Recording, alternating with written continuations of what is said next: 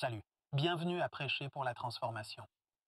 As-tu déjà été frustré par ta prédication parce que tu as l'impression de t'adresser toujours aux mêmes personnes, semaine après semaine après semaine après semaine, mais que tu ne vois pas beaucoup de vrais changements dans leur vie? Je ne sais pas pour toi, mais ça m'a vraiment frustré dans mon ministère.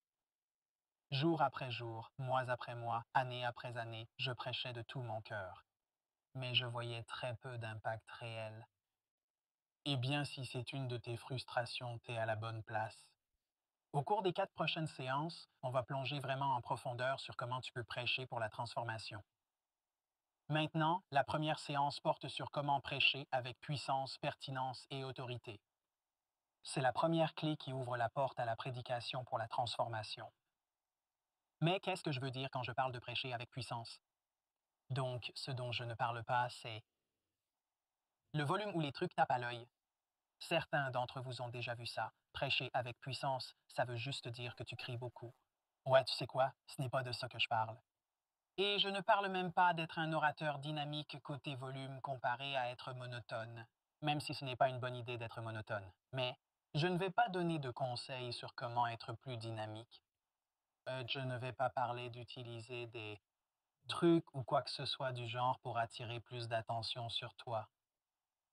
Maintenant, quand je parle de prêcher avec puissance, prêcher avec puissance, c'est prêcher qui a un impact réel. Ça fait vraiment une différence dans la vie des gens. Ça les change, ça les transforme. Je sais que je fais peut-être capitaine évidence ici, mais une prédication efficace, c'est une prédication qui a un effet. Pendant plusieurs années, ma prédication était inefficace parce qu'elle n'avait pas d'effet réel. Prêcher avec puissance, c'est prêcher qui a un effet, qui a un impact. Maintenant, prêcher avec puissance, ça se résume à prêcher avec pertinence et autorité. Ce sont les deux éléments qui créent l'impact. Pertinence et autorité. Bon, c'est quoi prêcher avec pertinence? Il y a deux ennemis de la prédication pertinente. ET, c'est prêcher sur le pilote automatique. Eat Improviser. Il y a un vieux dicton qui dit, pour chaque mille de route, il y a 2000 de fossé. Et quand il s'agit de pertinence, le pilote automatique et l'improvisation sont tes ennemis.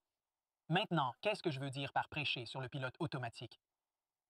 Je comprends. Semaine après semaine après semaine, ça peut être très frustrant d'essayer de trouver, bon, sur quoi je vais prêcher cette semaine, sur quoi je vais prêcher la semaine prochaine, sur quoi je vais prêcher la semaine d'après. Ça peut être très préoccupant, ça peut être très épuisant. Cependant, passer en mode pilote automatique, c'est, tu sais quoi, pourquoi je ne prêcherai pas tout simplement à travers Lévitique ou à travers Romains? Tu sais, j'ai connu des pasteurs qui ont passé des années littérales à prêcher à travers un livre, comme ça. Et ça règle certains problèmes. Premièrement, ce n'est jamais une mauvaise idée de prêcher à travers un livre de la Bible. Je veux dire, c'est la Bible. Et aussi, ça te dit toujours sur quoi tu vas enseigner la semaine prochaine. Si tu as fait le verset 5 cette semaine, tu vas parler des versets 6 et 7 la semaine prochaine. Donc ça enlève beaucoup de tracas de ta vie. Mais ce genre de prédication n'amène finalement pas beaucoup de transformation parce que ce n'est pas adapté aux besoins réels des gens à ce moment-là. C'est un peu du one size fits all. Et ouais, c'est vrai. Tout le monde dans sa vie devrait passer à travers Romain à un moment donné. Mais peut-être que l'enjeu critique qu'ils vivent en ce moment n'est pas vraiment abordé dans Romain. Auquel cas, ben, tu sais, espérons-le, peut-être cette année, peut-être l'an prochain, peut-être dans 5 ans, peut-être dans 10 ans, tu vas finalement parler des choses avec lesquelles tes gens luttent. Donc, juste prêcher sur le pilote automatique peut être assez faible. Honnêtement, c'est comme ça que j'ai été formé pour être prédicateur. On m'a formé avec cette idée que le discipulat, c'est égal à la connaissance. Et si je pouvais amener mes gens à mémoriser une série de commentaires bibliques, ben là, ils seraient pleinement formés. Je sais bien qu'ils ne vont pas lire et mémoriser une série de commentaires, donc je vais leur prêcher une série de commentaires aussi. Je ne sais pas si tu as déjà remarqué ça, mais si tu regardes la prédication de Jésus, la prédication de Paul, la prédication de Pierre, comme n'importe quelle prédication apostolique, ils ne vont jamais. Comme une série de commentaires verset par verset par verset par verset par verset. J'espère que tu le fais dans ton étude. Et je pense que c'est super dans un petit groupe. Mais ce n'est pas comme ça que Jésus et les apôtres prêchaient. L'autre fossé s'est improvisé. Et j'ai vu plein de pasteurs qui... Tu sais quoi, je monte sur la scène et je dis gloire, alléluia, jusqu'à ce que quelque chose me vienne. Cette approche d'improvisation, et parfois c'est enveloppé dans un langage spirituel. Le nombre de fois que j'ai entendu, Ben, je n'ai rien planifié du tout cette semaine, donc ce que vous recevez, c'est un direct téléchargement du Saint-Esprit. Et moi, en l'écoutant, je me dis, hein, si c'était vraiment un téléchargement direct du Saint-Esprit, je pense que ce serait pas mal moins aléatoire et pas mal moins hérétique. Ça ne finit jamais par être un message particulièrement bon maintenant. Quand je visite une église et que quelqu'un prêche vraiment un de ces messages improvisés sortis de nulle part, j'essaie de trouver quelque chose de gentil à dire au pasteur à propos de ce sermon. Qu'il y avait une section. Oh, il a fait un bon point. Et je vais dire, tu sais quoi? J'ai vraiment apprécié ce que tu as dit à propos de cette chose-là. J'aurais aimé que tu en dises plus sur cette chose-là, et peut-être moins sur certaines autres choses. Juste le pilote automatique. Je vais juste prêcher une série de commentaires ou improviser. Ça ne va pas produire une prédication pertinente. Maintenant, si tu veux prêcher de façon pertinente, la meilleure façon, c'est de regarder comment les prédicateurs de la Bible prêchaient. Comment Jésus choisissait-il les sujets de ses prédications? Comment Paul choisissait-il les sujets de ses prédications? Comment Pierre choisissait-il les sujets de ses prédications? Comment les prophètes de l'Ancien Testament choisissaient-ils les sujets de leurs prédications? Comment Paul choisissait-il les sujets de ses écrits? Comment Jésus, lorsqu'il a écrit les 7 lettres aux églises dans le livre de l'Apocalypse, choisissait-il les sujets de ces lettres? Quand tu poses cette question à propos de comment faisaient les gens dans la Bible, Jésus, les apôtres et les prophètes, comment choisissaient-ils leurs sujets de prédication? Tu vas voir que la prédication dans la Bible se concentre surtout sur la situation actuelle et les besoins présents. Il s'adresse à quelque chose de très précis qui se passe en ce moment. Maintenant, je ne peux pas entrer dans la tête des prédicateurs, mais j'imagine ce qu'ils disent. En considérant le contexte de ce que je lis, je me demande qu'est-ce que ces gens ont besoin d'entendre maintenant pour avancer dans leur développement spirituel. Donc Jésus, quand ses disciples viennent à lui et se disputent pour savoir qui sera le premier dans le royaume, il ne dit pas ouais, ouais, les gars, calmez-vous. On va maintenant faire le chapitre 22 du Lévitique. Non, ce n'est pas ce qu'il fait. Sa prédication est directement liée à ce qui vient de se passer. Paul écrit aux églises. Il traite de situations réelles avec lesquelles ces églises luttent. Paul, quand il prononce ce fameux sermon à l'Aréopage à Athènes, il observe la situation spirituelle des Athéniens, où en sont leurs cœurs, où sont leurs faiblesses, où est son occasion de faire une différence, et il prêche là-dessus. Tu vois, au fond, nous, les prédicateurs, devons tous nous demander à notre assemblée, qu'est-ce que mon peuple a besoin d'entendre maintenant pour leur prochaine étape dans leur développement spirituel? Tu vois, et ça, c'est important. Si tu oublies tout le reste que je te dis, retiens ceci. On prêche pour la transformation, pas juste pour l'information. Quel genre de transformation est-ce que je recherche? Quand il s'agit de prêcher avec pertinence, la RT est le métier du pasteur. C'est de discerner la condition spirituelle de son propre peuple. Bon, comment tu fais ça? Comment discerner les besoins spirituels de ton propre peuple? En gros, il y a 3 étapes pour ça. Premièrement, la prière. Tu dois prier pour la sagesse. Tu dois prier pour la connaissance. Tu dois prier pour le discernement, la perspicacité spirituelle, la révélation. Si tu penses que tu vas bien faire ça sans l'aide de Dieu, tu te trompes. Dieu connaît la situation de ton peuple et Dieu veut t'utiliser. Alors commence. La première étape, c'est à genoux. Dieu ouvre mes yeux aux besoins de mon peuple. Donc la prière. Étape numéro 1. Ne saute pas cette étape. L'étape numéro 2, c'est l'étude. Bon, étudier quoi? Ben, étudie ce que tu essayes de produire. Quand je suis allé au séminaire, j'ai beaucoup appris sur la théologie systématique. J'ai beaucoup appris sur la théologie biblique. J'ai beaucoup appris sur l'hébreu, j'ai beaucoup appris sur le grec. Mais il n'y avait pas beaucoup d'études sur ce qu'est un disciple mature. Quelles sont les caractéristiques d'un disciple mature? Qu'est-ce que j'essaie vraiment de former ici? C'est un domaine d'étude important, l'étude des Écritures. Par exemple, qu'est-ce que Paul essaie de produire chez ses disciples? Qu'est-ce que Jésus essaie de produire chez ses disciples? Qu'est-ce que Pierre essaie de produire? Quelle est la nature d'un disciple mature? Parce que si je n'ai pas une idée claire de ce que j'essaie de former, je vais avoir de la difficulté à le faire. On doit regarder les méthodes apostoliques. Comment Jésus et les apôtres géraient-ils les problèmes? Et comment prenaient-ils des gens immatures pour les amener à la maturité? Quelles étaient les étapes qu'ils suivaient? Donc, par exemple, Jésus enseignait: connais la vérité, et la vérité te rendra libre. Logiquement, si la vérité rend libre, alors l'erreur rend esclave. Et si tu regardes comment Jésus parle à ses disciples et comment il les forme, il utilise ce modèle très très souvent, où il observe une erreur qui a mis les gens en esclavage. Il confronte cette erreur et la remplace par la vérité. Donc ça, c'est une des méthodes apostoliques. Quelle est l'erreur? Quand tu vois ton peuple dans une forme d'esclavage, tu dois regarder bibliquement et théologiquement. Quelle est l'erreur là? Et comment puis-je la remplacer par la vérité? Ce n'est pas une mauvaise idée non plus d'apprendre de bonnes pratiques de discipulat auprès des autres. Tu vois, le christianisme n'est pas une religion individuelle. On est censé apprendre, on est censé grandir, on est censé vivre en communauté. On n'est pas censé mépriser le reste du corps du Christ. Il y a d'autres penseurs qui ont réfléchi longtemps à quoi ressemble vraiment un disciple mature et comment bâtir ça efficacement dans ta propre assemblée. On ne devrait pas hésiter à utiliser ces ressources de nos frères et sœurs. L'étape numéro 3. Celle-ci est majeure. C'est le discernement. Le discernement, c'est de se demander où en sont mes gens et où doivent-ils aller? Où sont-ils et où dois-je les guider?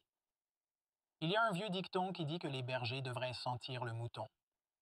Ce que ça veut dire, c'est que tu devrais bien connaître tes gens, vraiment bien les connaître, pour discerner où ils en sont et quelle est leur prochaine étape de croissance. Il y a plusieurs méthodes que tu peux utiliser pour ça et je t'encourage à toutes les utiliser. Numéro 1, c'est le counseling. Même si tu es pasteur d'une église de plus de 1000 personnes, je recommande fortement de garder un petit horaire de counseling.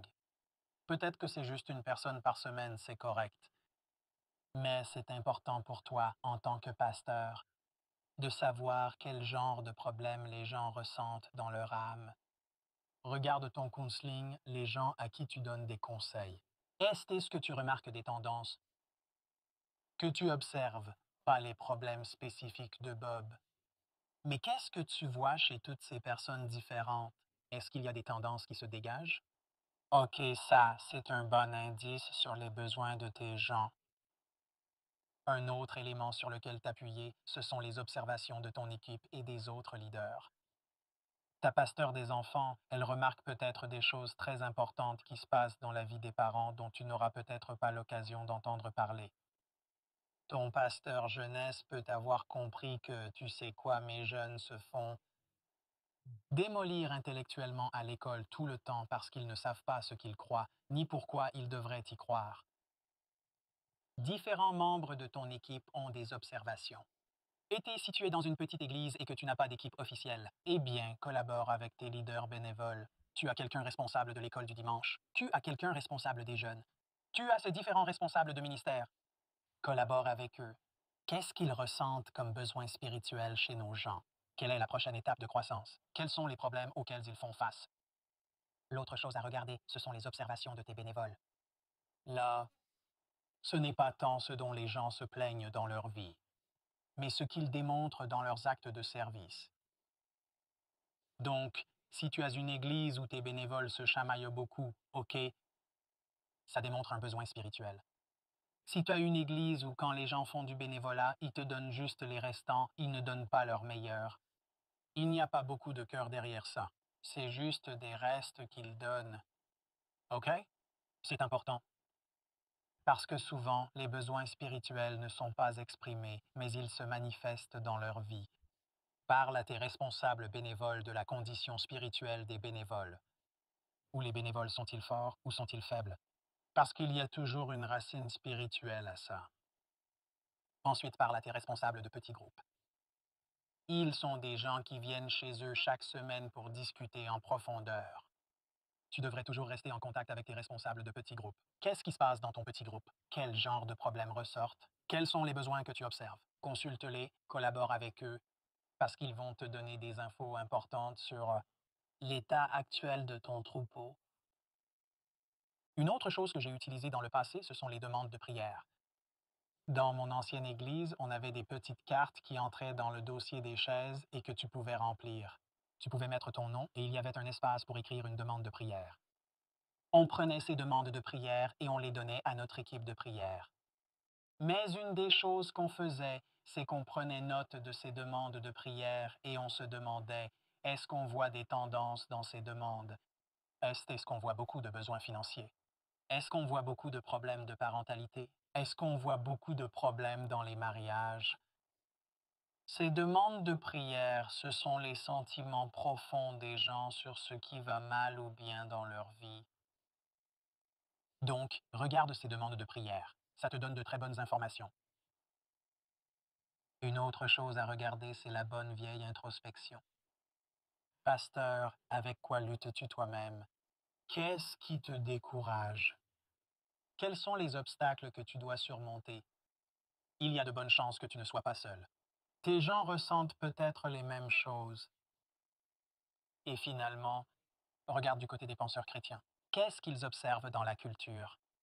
Des organisations comme Barna ou Gallup, ils peuvent révéler des observations importantes sur ce que les chrétiens ressentent, leurs forces et leurs faiblesses. Porte attention à ça.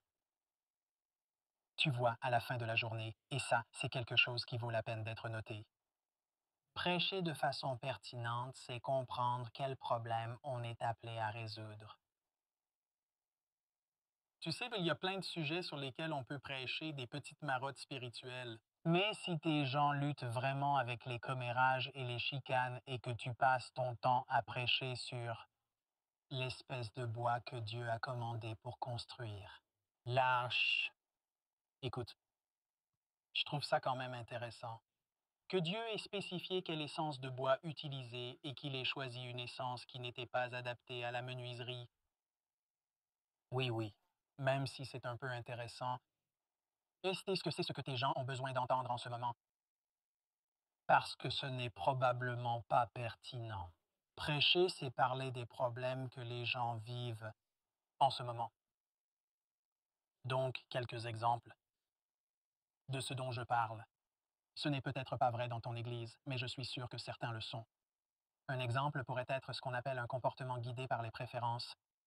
Le comportement guidé par les préférences, c'est quand l'attitude générale de votre assemblée est ⁇ Je m'attends à ce que tu fasses les choses à ma façon.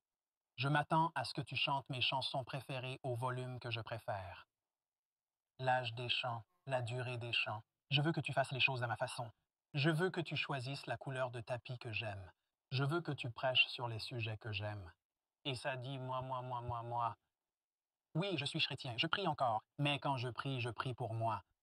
Oui, je crois à la guérison, mais quand je prie pour la guérison, je prie pour la guérison. Pour moi.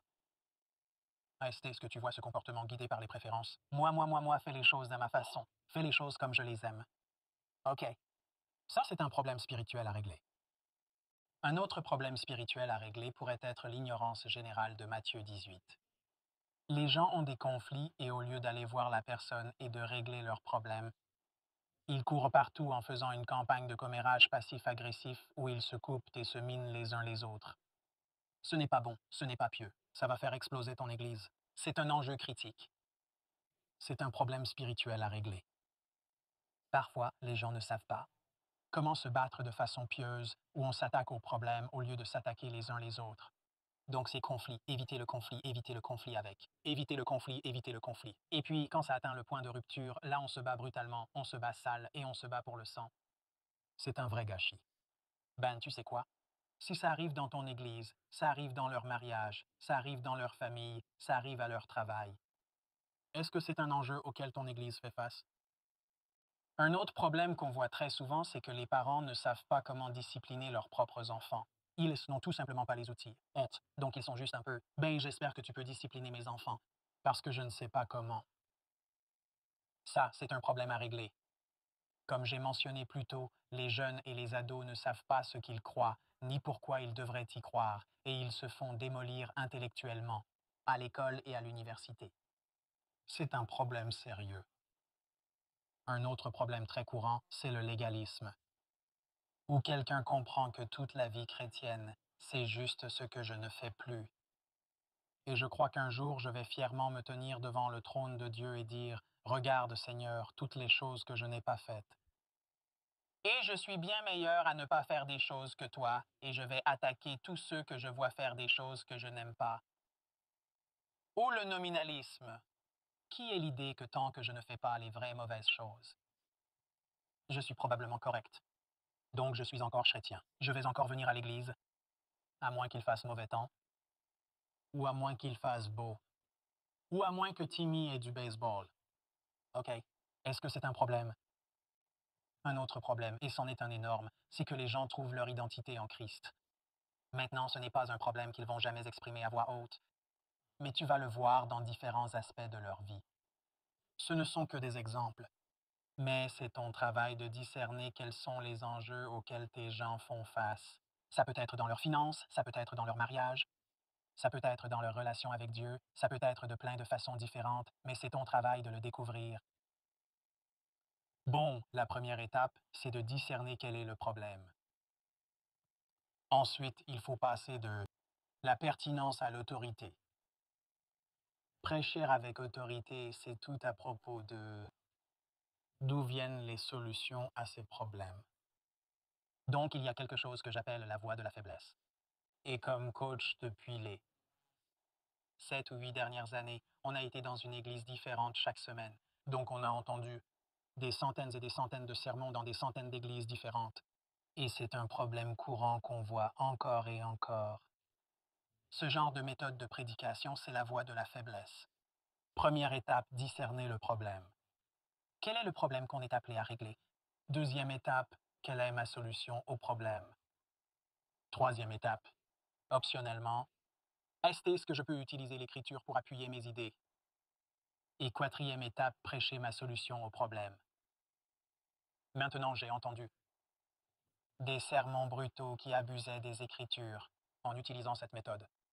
Je ne veux pas devenir trop précis parce que des gens pourraient reconnaître que, hé, c'était mon sermon. Je ne veux pas blesser les sentiments de personne, mais un des sermons que j'ai entendus, c'était un pasteur qui voulait prêcher sur les gens qui trouvent du temps pour se détendre et se ressourcer dans leur vie.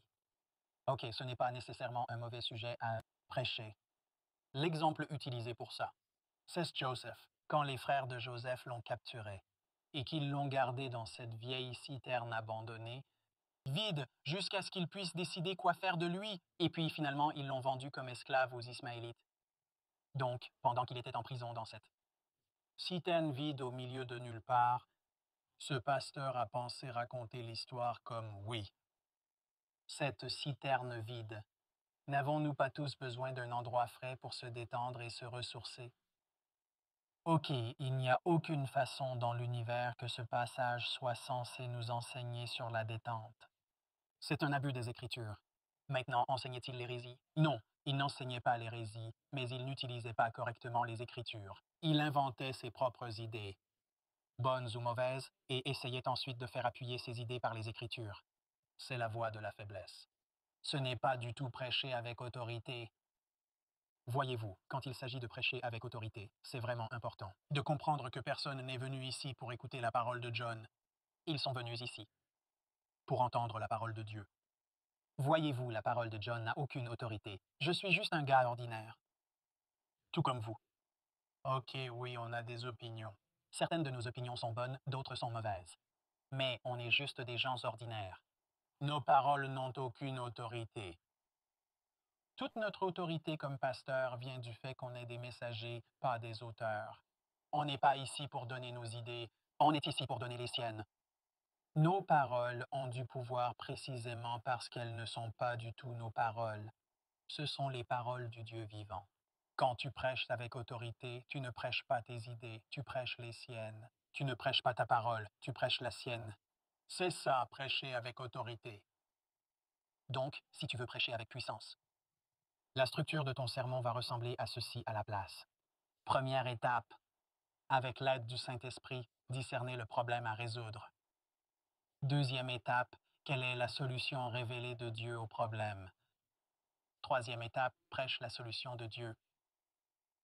Maintenant, comprends que c'est très différent de qu'est-ce que je pense que la solution devrait être. Et puis, j'utilisais les Écritures pour m'appuyer. Non, non, non, non, non, non. C'est l'inverse.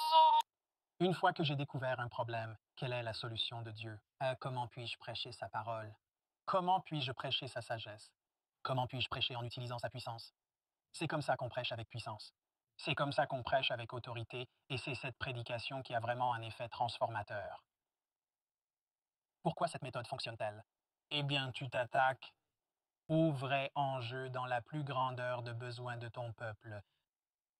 Peu importe leurs plus gros, plus critiques problèmes auxquels ils font face en ce moment, tu t'y attaques directement.